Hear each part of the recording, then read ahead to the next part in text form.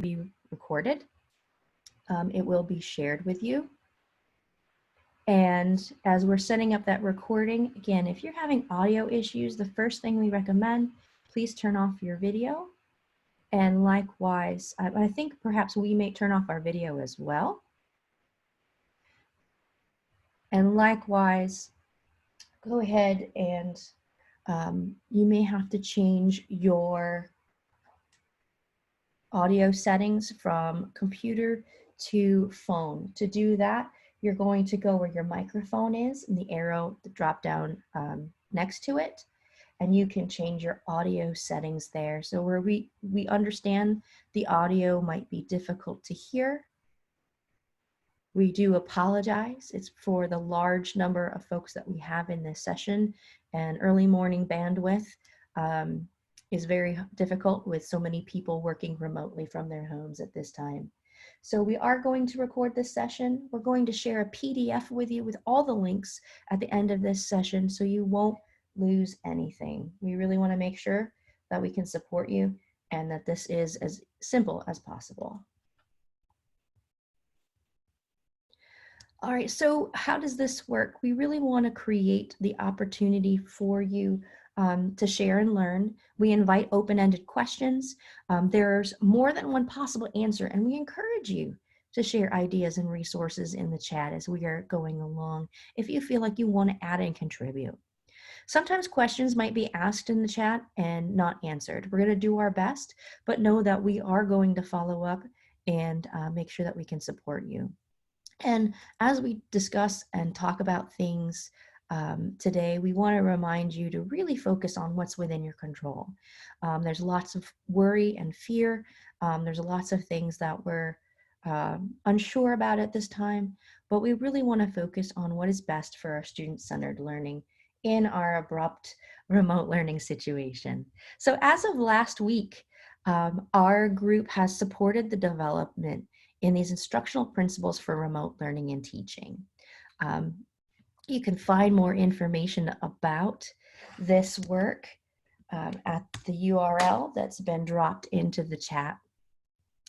But what overall, how we're going to use this today is as we go through some different recommendations, some different thoughts, you're going to see colored tabs in the upper right-hand corner of your screen. And these correlate to this graphic. So these have been deemed some strong principles for remote teaching and learning, things to think about. So we've gone ahead and aligned that for you as well. Our learning goals today: provide educators with strategies to help engage with students and remote learning.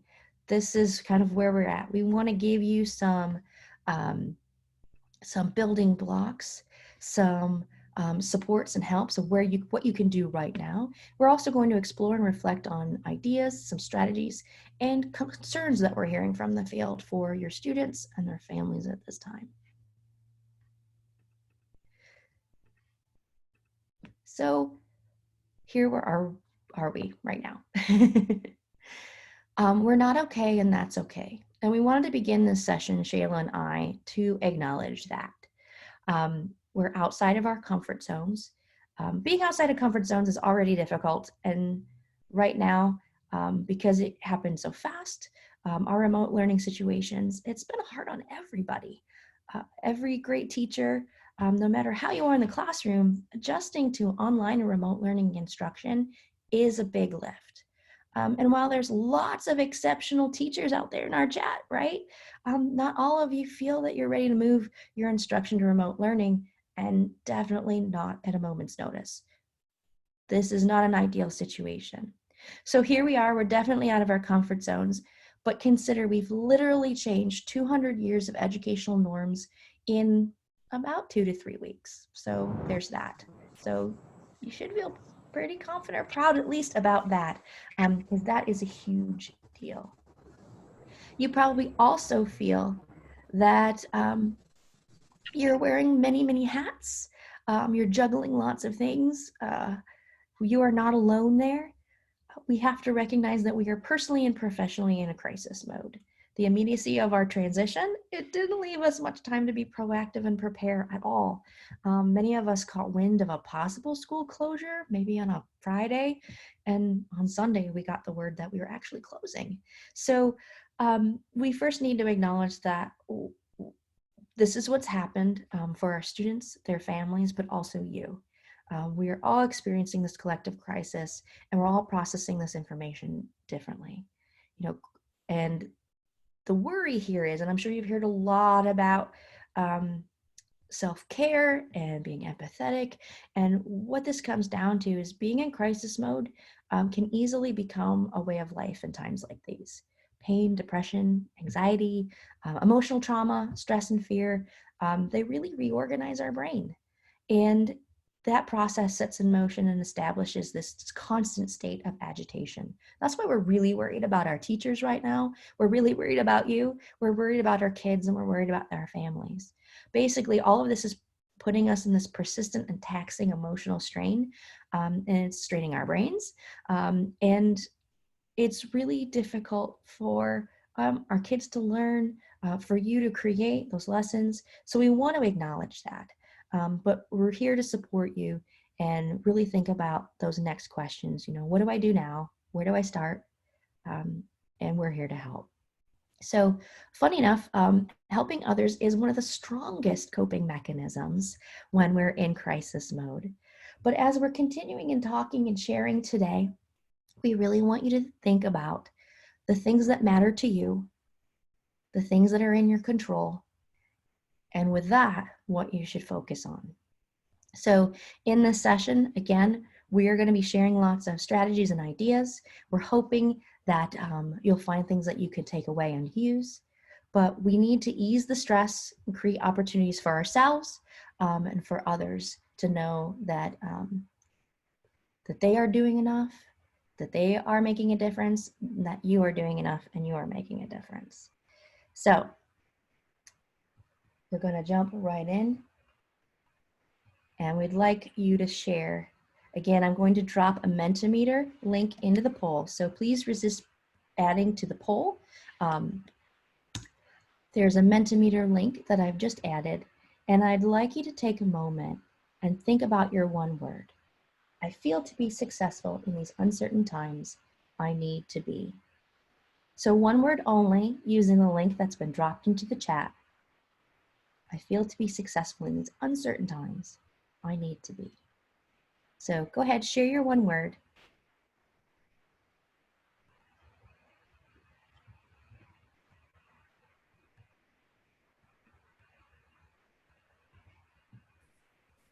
Oh, Jackie, these words are so similar to our last session, but also encouraging to see popping up. So again, we're using Mentimeter for this. The larger the word, the more often it has been used. So I see some people typing their word into the chat. If you do get a chance to go ahead and add it to our Mentimeter. Also, if you feel like you've missed something in the chat, you can at any time mouse over the chat and scroll up and down so you can access anything you feel might have flown past the screen. So looking at our one words, obviously we need to be flexible. It's hard to be flexible in these times because we are, like I said, in crisis mode and we're outside our comfort zone, and that's not a really comfortable place to be, right? But I like that positive is large, understanding, empathetic, consistent. I see it's small, but healthy. Healthy is important. Appreciated. These are all amazing words. And I do hope that you're feeling valued, because that is why we're here today. Without a doubt. And so many of those words really, we hope, will set you up to take a couple of minutes right now and stop and reflect. Where are you right now in setting your own realistic expectations? I've shared before that I've read tons of research that states that there are 3 professions out there that tend to focus so heavily on everybody else and not as much on themselves. And as you can guess it, teachers are high on that list. Teachers, nurses, and ministry. So there is a time right now where the past couple of weeks you've been going hard. You've really been focusing on your students. I don't doubt that a lot of you have been doing personal outreach to your students, asking them, how are you doing? You're probably reaching out to your colleagues, but it's also really important to stop right now and start to reflect on yourself. And have you really set a firm foundation for you to continue to maintain this momentum, continue to be productive and available for your students in the way that they're going to need you to be? So with that, one of the big questions is, have you created that structure that you need to help others succeed? And this is a question that I have on a sticky note by my desk, and I'm constantly looking at it and asking myself, am I stopping and taking the time to make sure that my structure is in place so that I can be as efficient and as effective as possible for those that I am trying to service? Not only for you as attendees, for you, not only your students, but also for your family or those that you might be caring for right now. One of the things that we know from personal experience is this idea of filling your own cup before you can fill others. And when Jackie and I were planning this webinar, this immediately popped up because she and I both have had extensive experience flying. And if you've ever flown on a plane, you know that when the stewards get up, they go through the safety instructional materials. And one of them is they get to the oxygen mask. And they explain that, in the event of an emergency, the oxygen mask will drop down in front of you. They ask that all adults please put on your mask before helping children or younger people. And when you first hear that, you're kind of taken aback, especially as an educator, because you're so used to giving 100% of yourself to everyone else.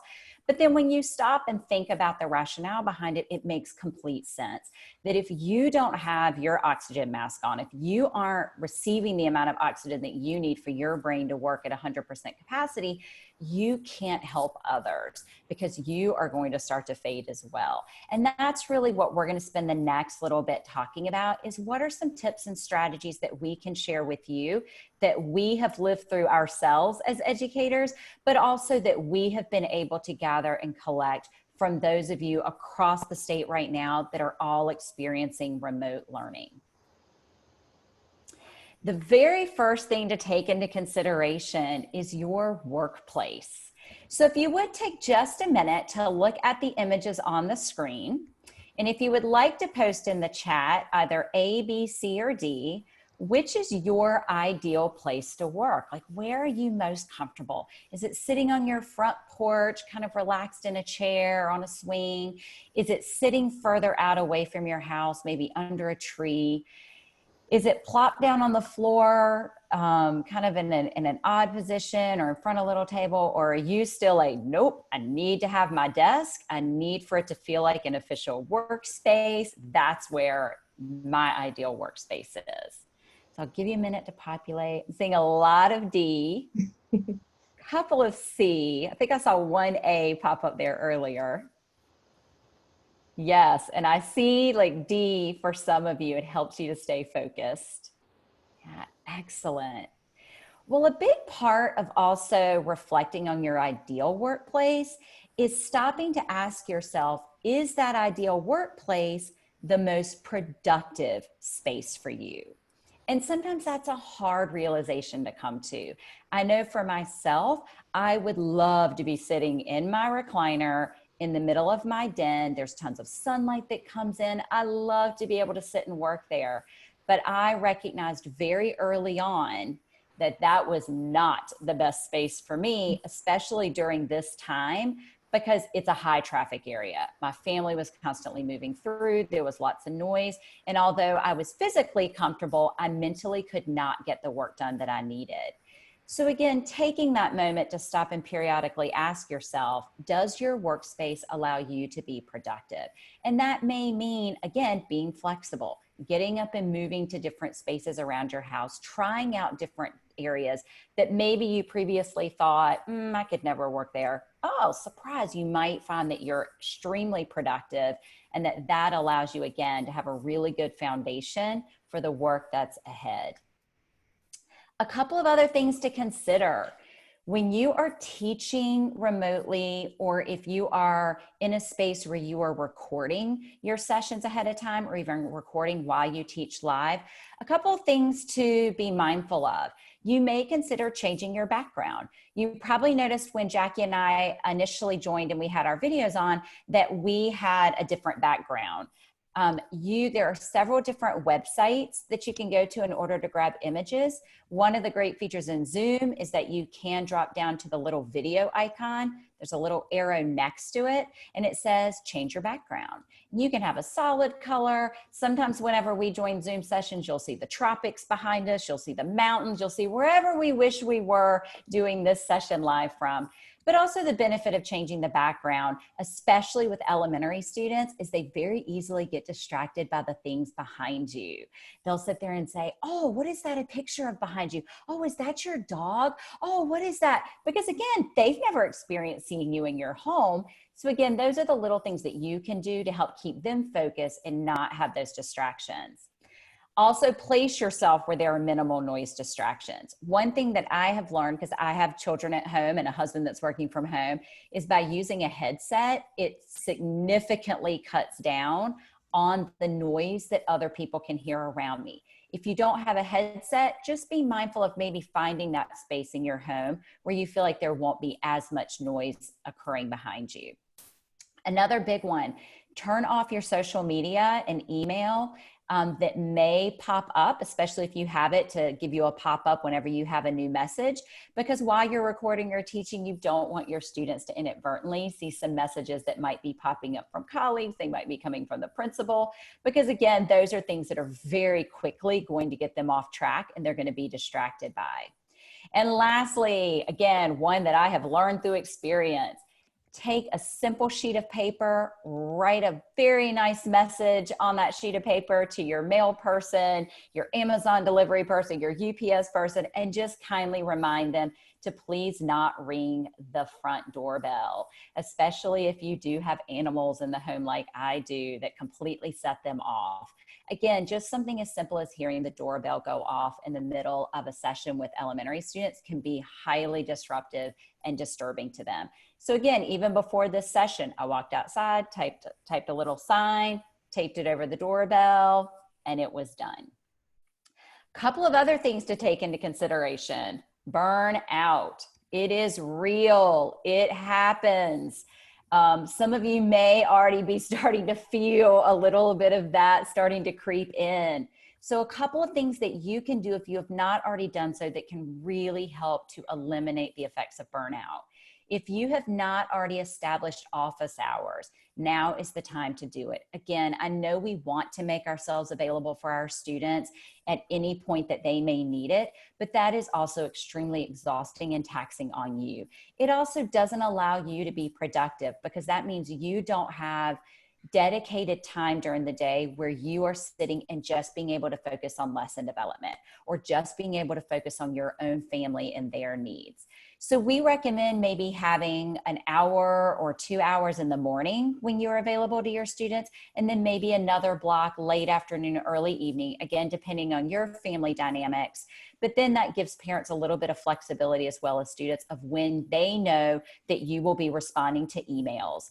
One of the worst things that you can do is to get in the habit of responding to emails outside of those office hours, because then parents will immediately start to expect that you will respond as soon as they send the message. So again, setting those parameters early on, parents will respect it, they will understand it, but it'll also help you to not experience burnout. Incorporating your own brain boost. I know you are probably hearing a lot from your district, from things that you're seeing online, how important it is to give your students periodic brain breaks or brain boosts throughout the day, encouraging them to get up and move. It is equally as important for you. I have a timer set on my phone whenever I know I'm sitting down to develop. I have my timer set up to every 20 minutes it goes off to remind me to get up and move. Because again, you'll start to feel your body tensing up. You may forget to just take those big, long, deep breaths. And after a while, again, you're not being as productive with your development. And lastly, remembering to laugh. I know right now it may seem a little difficult to find those opportunities to laugh, but research has shown the effects of laughter on the brain are phenomenal. Your heart rate rises and your brain starts to release these feel-good neurotransmitters, dopamine, serotonin, and an array of endorphins. And those are the things that are going to give you that midday burst. So periodically, I'll walk into my girls' room and I'll sit down and I'll watch a funny video on YouTube with them. Or one of the things that I've started doing, and one of their teachers had the idea, is that the teacher had them start to post in a Padlet jokes that they were coming across. And she periodically pulls some of those jokes and shares them at the beginning of her morning meetings each day with the class. And some of them are so silly that you can't help but laugh. Others you just laugh because they think it's so funny. And just to hear them laugh makes you laugh. So again, making sure that you're incorporating those opportunities to laugh. Something else to take into consideration, you need support. I know for most of you, this is definitely out of your comfort zone to be working every day from home. It is a huge culture shift. You are used to being surrounded by your colleagues at school. You're used to having those people that you could immediately walk down the hallway and talk to and consult with them about a particular student, or just simply have a vent session with. That support is still necessary for you. You are not alone in this. So if you have not already identified an accountability partner, we would strongly recommend that you reach out and find someone. This does not have to be someone that you teach with on your team. It doesn't even have to be someone within your school. You probably have a wide network of teacher colleagues or friends. It could even be someone through your religious affiliation. It could be someone through a volunteer organization that you work with. But find that person and have that agreement, that mutual agreement of how frequently you will touch base with each other. Is it that you're going to send each other a quick text each day? Is it that you're going to have your own little mini Zoom session or a Google Hangout every couple of days? But knowing that you're going to have that person that's checking in on you and you are also checking in on them can make a big difference. And also making sure that you are continuing to engage your EC teachers, your counselors, your coaches. They are still a critical part of this process. So making sure that you're consulting with them, that you're including them in any meetings that you might have with your other grade levels when you are planning. Considering your why. If you're at all familiar with Simon Sinek, he is not an educator, he's more of a researcher, but he does so much work that ends up being extremely applicable to the world of education. So if you're not familiar with him, if you go out to YouTube and search the Golden Circle, it's a really quick video where he provides the graphic that you're seeing on the right side of your screen, or it could be your left. He talks a lot about knowing your why and how critical knowing your why is for ensuring that your how and your what come across successfully. So when you start to think about your why, it is really important that you establish norms for your students on how they should conduct themselves remotely. If you say, oh, we kind of go through it verbally whenever we first join the meeting, one of the things that I would recommend is actually posting those norms in wherever you're sharing information with parents. Share those same norms with the parents so that they can support you. Things like don't allow them to eat during a session, because those are not things you would allow them to do normally in your classroom. Sit where it's quiet. Talk to them a little bit about what is your ideal learning space, making sure that they understand where they should be and how learning should be happening. Also, make sure that you are sharing your learning standards with the student, letting them know what is the focus, why are they with you that day, what are the things that you hope to accomplish. Again, those things that you would normally do every day in your classroom, don't forget about those things right now. And lastly, create a central location where parents can find all of your resources. We know these past few weeks for a lot of you have been trial and error. It's like, okay, well, we're going to try putting it all in Class Dojo. Okay, well, that's getting too cumbersome for parents. So now we're going to put everything in Seesaw. Oh, that's really hard. So now we're going to put everything in Google. Now is that time to kind of sit back, reflect, and say, all right, we need to choose one. And this is where everything is going to live and breathe so that parents and students know where to go to find what they might need. Consideration of time. This is one that we have gotten a lot of questions about, of teachers asking us, well, what is the optimal amount of time that I should be hosting a synchronous or a live session with my students? How much time can I really expect them to stay focused, to be alert, and to participate, and to still be able to follow those norms that I've established? We found this great article out of Kansas, and it's linked at the bottom, and we'll also share it at the very end in the document that we're going to share. But one of the things that they talk about is this idea of how long you can hold students accountable.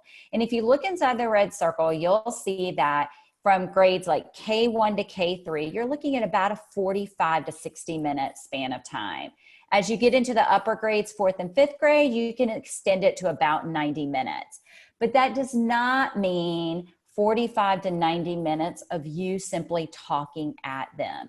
They still very much need to be interacted and to be a part of the learning. So some of the things that we recommend is to spend most of your time interacting. Do read alouds. If you normally read aloud to your students every day from a book, continue to do that. You will be amazed at how captivated they will become, especially if you do change your background images, maybe a background image of the setting of the book that you're going to read. That's really interesting to them because that's something you normally aren't able to do in class. It could be for the very younger grades, a picture book or a very short book that you read. But for the older grades, maybe is now the time to start a new novel. To say, all right, we're going to start a novel, and each morning we're going to read a new chapter or 2 chapters, and then give them a way to reflect on what they've read. There's also some other great sites, Photos for Class, where you could literally show them an intriguing poster or an image for the day and just ask them really quickly in the chat to respond. What is their initial reaction? What do they think is happening in the picture? Wonderopolis, they post the most intriguing questions every day. So they post a brand new question every day. They typically are more on the science side of things, but there's questions for different grade, different age ranges, but they are fantastic questions. I see Jackie's pulling up to see if we'll be able to show what the question of today might be. While that's pulling up, I'll continue to share. The New York Times, every single day they post a new graph to have a conversation from a mathematics perspective. So Jackie, we're going to come back to Wonderopolis. Oh, did it not show up? It's okay. Oh, there we go. Oh, here's the New York Times. So here is one of the examples of, here's a picture that they post, and they simply say, what's going on in this picture? There are so many different things that students could come up with, so many different stories, but this is also something that multiple age ranges could participate in. But then you also have the ability to go down and see other pictures that they've posted in the past. They also give you questions in order to have with the students. So lots of really great things that you can still connect with your students and interact. And lastly, the North Carolina museums, they have put together a great website full of virtual tours. So take 10 or 15 minutes and take a tour through one of your favorite museums in North Carolina. Make connections, allow them to join and show a podcast, show a video. Join, go live to the zoo, see some of the animals, the things that are happening there. So again, lots of different ways that you can still actively engage your students throughout the time that you have with them.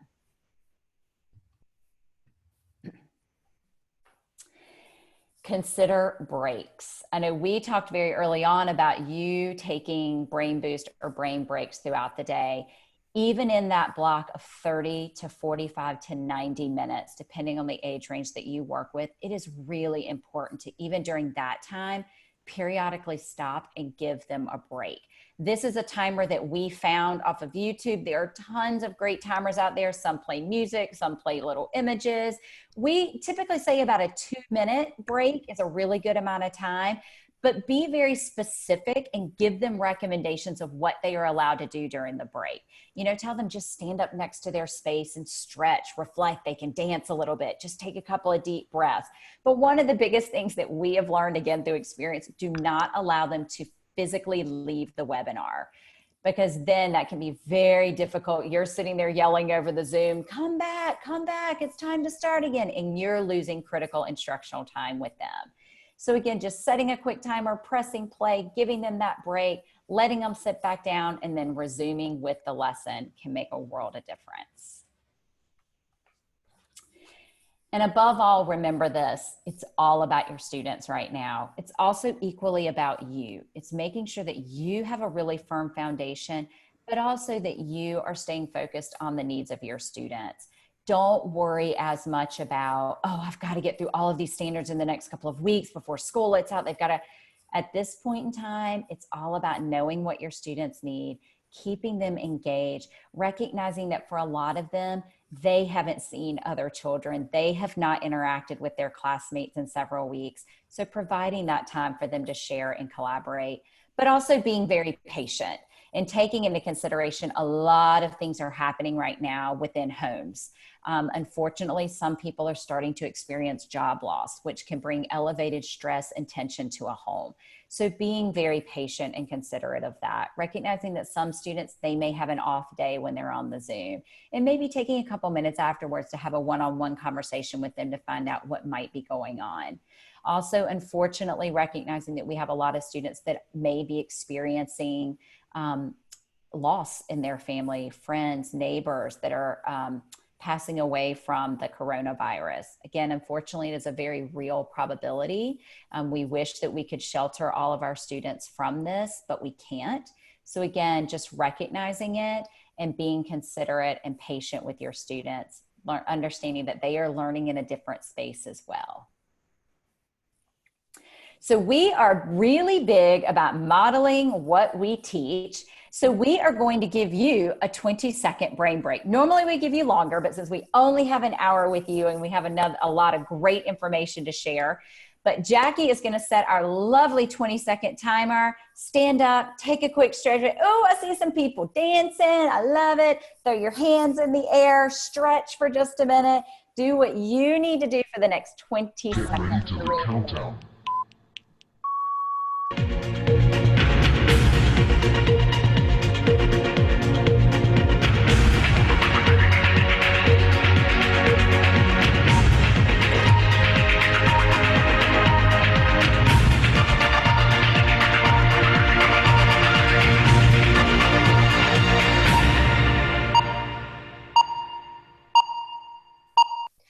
All right. Hopefully everybody's got a bit of stretch, a bit of a break for your eyes. It's important to look away from our screens after a certain amount of time. But we know overall, and this is not new, how do we continue to foster relationships and build empathy? This is the biggest thing right now. And the question, where do I get that timer? I just went to YouTube and typed in how much time I wanted it to be and found a video that was appropriate. So we know that we make connections easiest when we see the faces of those that we know and not just hearing their voices. So no matter how you communicate and engage with your students, consistency is important, and especially in our remote learning situations. So video is one powerful way to continue to build relationships and connections with and between our students and their families that are trying to support them with their learning as well. And research tells us that students really want to see and hear you and each other, and not just be taught by a clip that you found online or that great Khan Academy video. So we want to consider video, but if video is not an option, checking in by phone, or imagine your students opening the mailbox and getting a letter. Maybe it's the first one they've ever gotten with a whole stamp on it. Just keeping those connections and checking in and letting them know that you're there to support them. So the real test, though, of fostering relationships with our curriculum instruction in this remote learning situation, there's some different strategies and things that we want to share with you for you just to consider. And again, we want to keep it simple because simple is best in times like these. So this is a modification of a great infographic we saw from Read and the World Distance Learning. And it kind of outlines, when is it appropriate to do what kind of check-in. So synchronous, like we are right now, real time. We can answer questions. We have immediate feedback. This is a great way to ask students, how are they doing? How is it going with their learning, with their lessons? And then maybe it's even a great way to, if you have small groups with your students, maybe a book club for peer writing, any ways that offer connection and availability to be responsive. So just like right now we have questions in the chat, we can be responsive in answering those questions. Asynchronous learning, which a lot of you are probably doing because it is a little bit easier for students to and parents to work asynchronously. That's when it's not live, it's not in the moment, but something that you've recorded or something that you've sent home or something that you've shared that they can do on their own time. So this is best when you're sharing, short lessons with clear and concise structure, when you're giving instructions, maybe you're demoing something or modeling something. And then, if you're doing a read aloud or you're sharing kind of writing, for example, this would best work in an asynchronous situation. So that's where it offers flexibility and the ability for your students to rewatch, review, reread for clarity.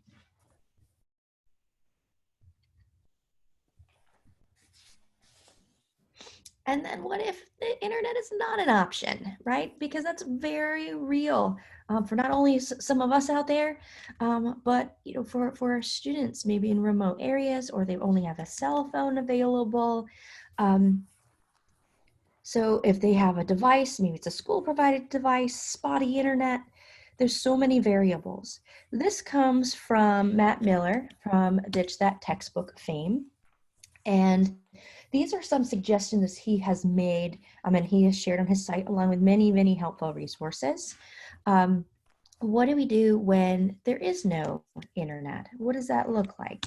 So perhaps reading, teaching somebody else, starting passion projects or some genius hour ideas, learning a skill, just asking questions, maybe talking over the phone, ways that they can recall what they've learned and share that with you in some way, asking what makes them really proud and writing about that or talking about that, reflecting on anything that they've read or something that you sent them, exercise, getting them outside, just doing something different.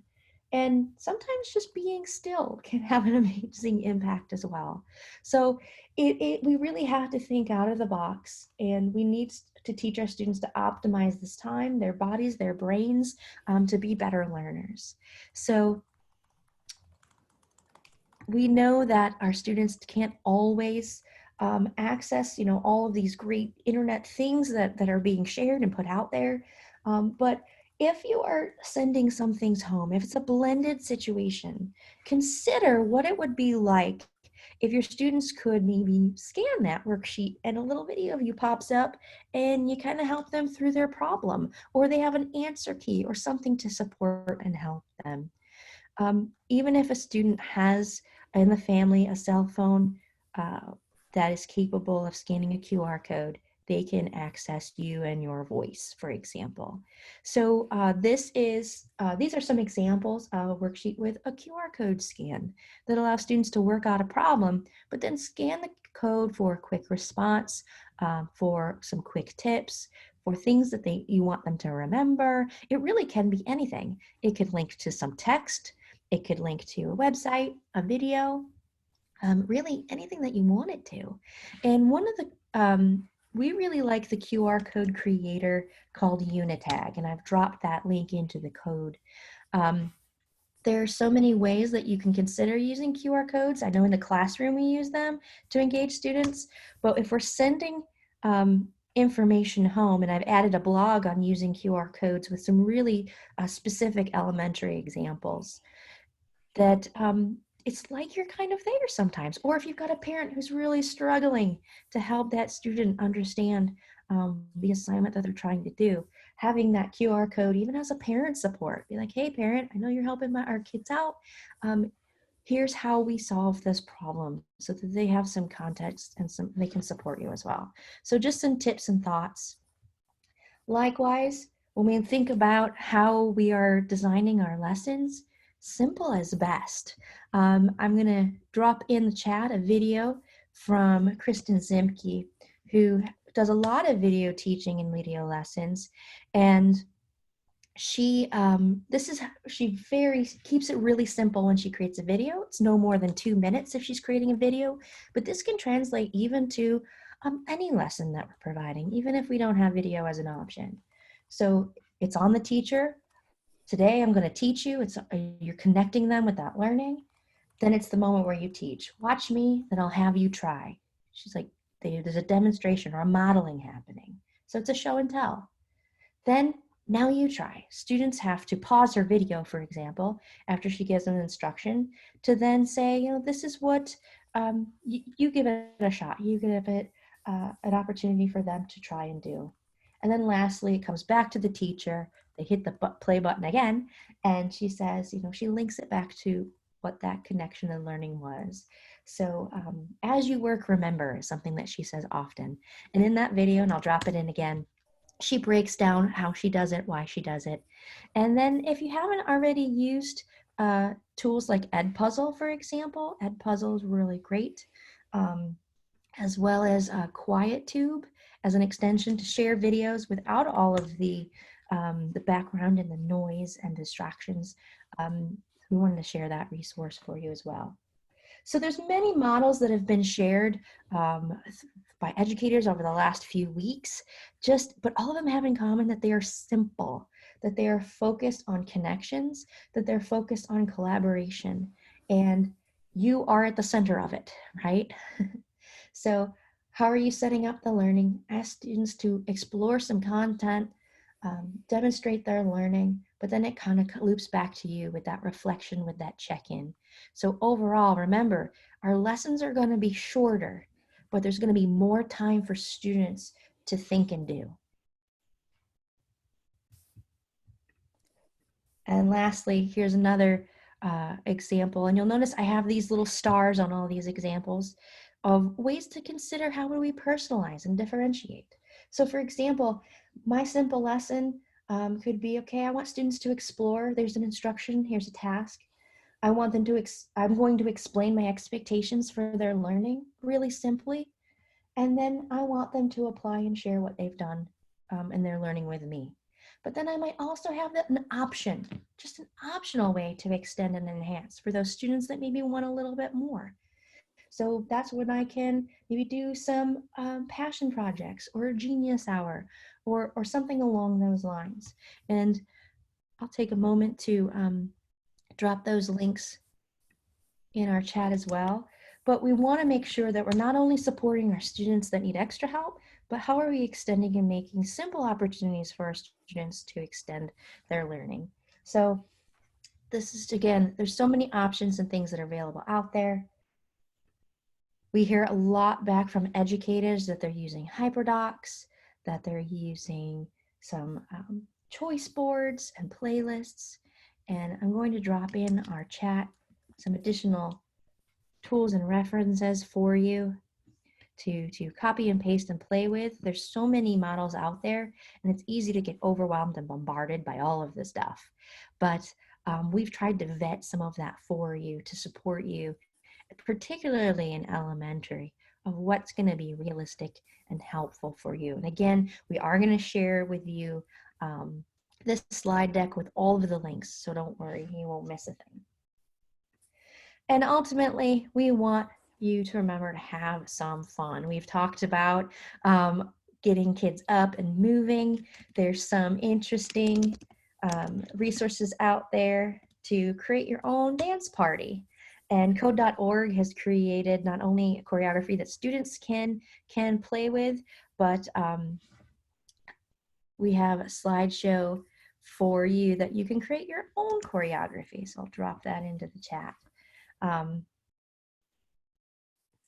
And for captions, I see a question if there are captions. I'm deaf and trying to participate. There's a closed captions in your menu.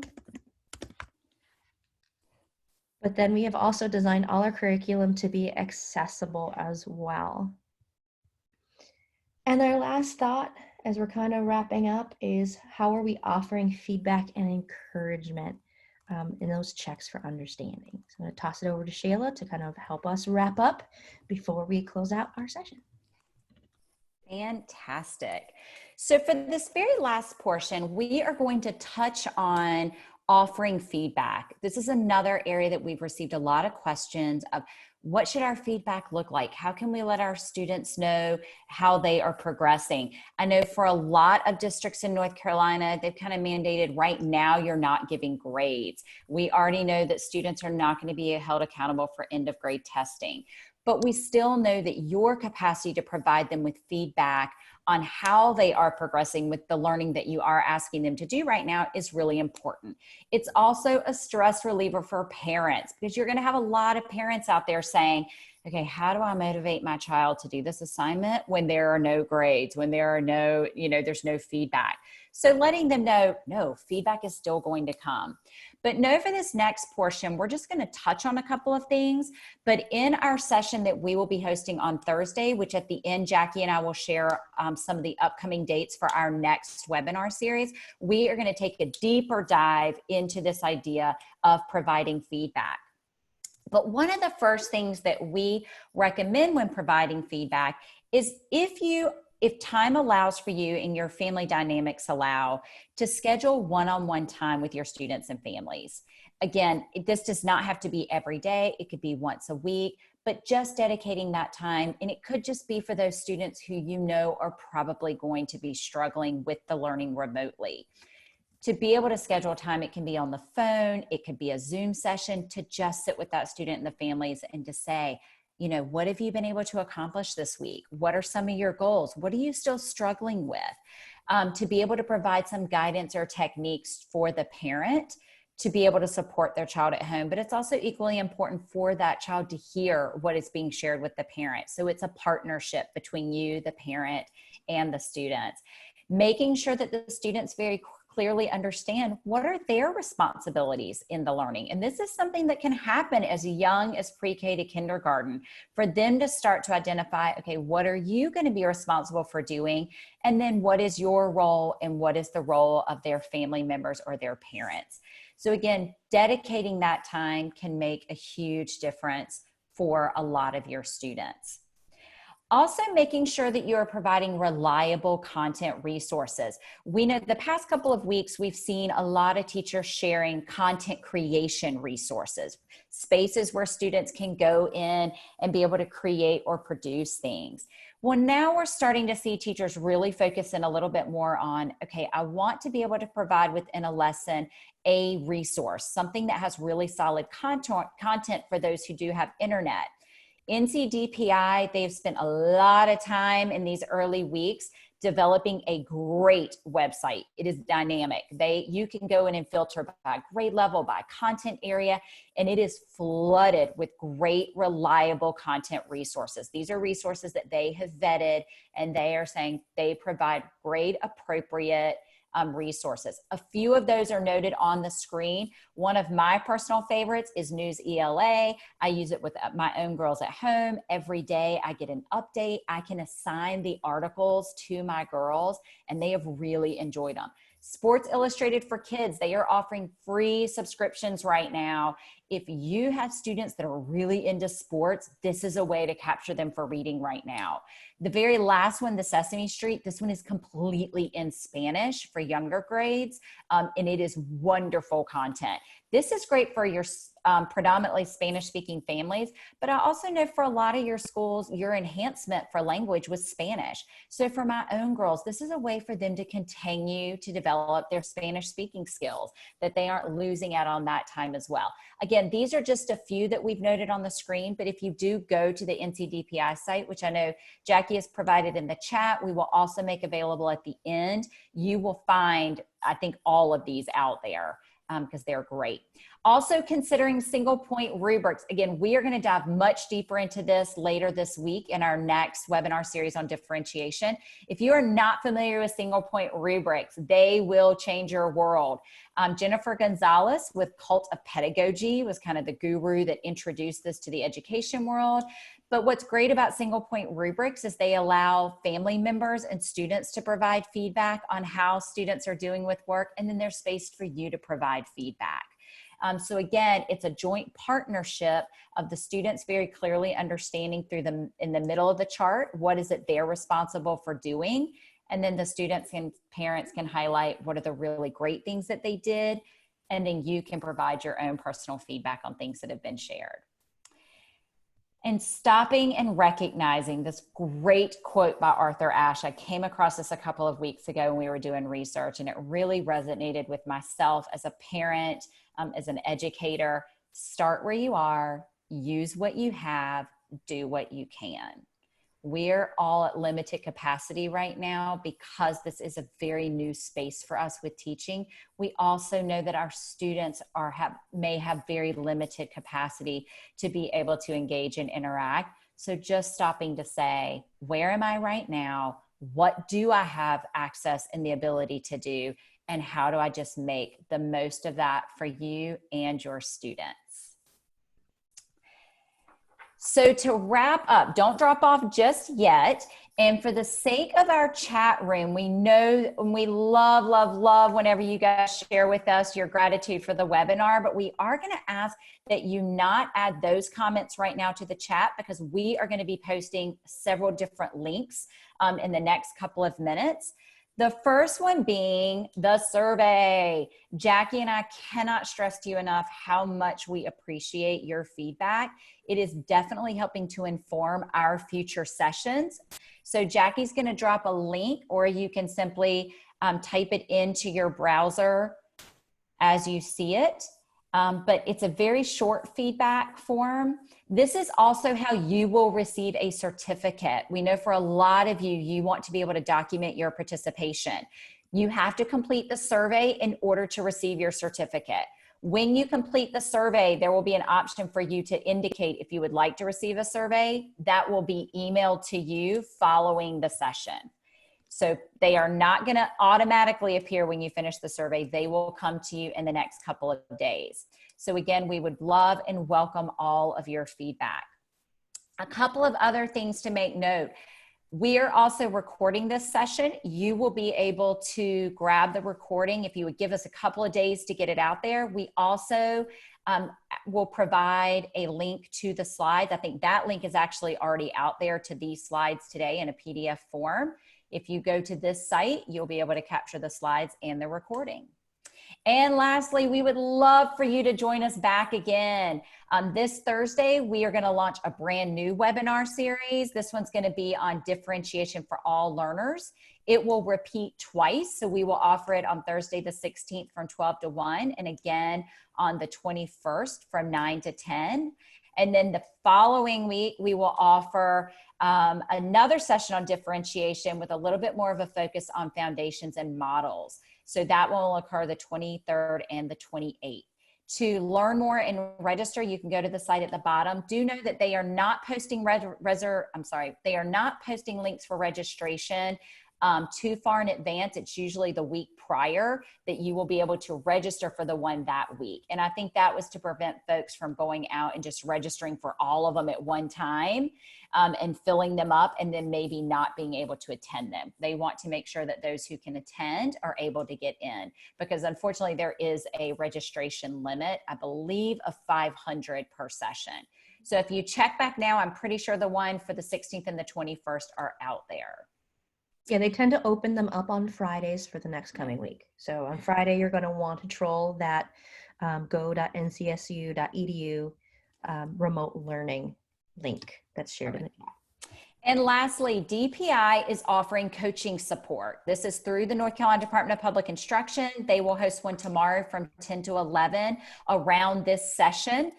So if you want kind of one-on-one, if you want to have a more candid conversation with some of the support people from DPI, you can register and join into that session, and they will be available to hopefully answer more of your questions. Again, our resources and information are always available. The next slide, Jackie, will pop up there. It has our information as well. We would love for you to follow us on Twitter. We post a lot of things out there. Here's a recap of session links that are going on. But please know that this is available on our site. We will leave this up for just a couple of minutes, but we do want to be respectful of your time and recognize that it is 10 a.m.